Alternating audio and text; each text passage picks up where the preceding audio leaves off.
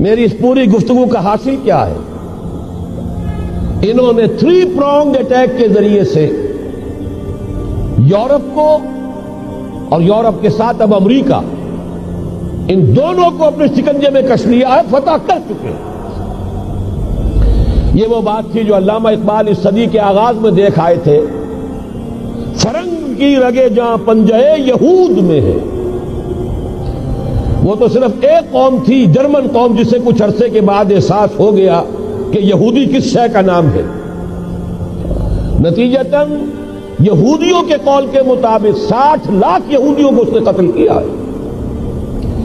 لیکن اس کے علاوہ جس کو آج کل ویسٹ کہا جاتا ہے، وائٹ اینگلو سیکسن پروٹیسٹنٹس، ان کے اوپر مکمل تسلط ہے یہودیوں کا۔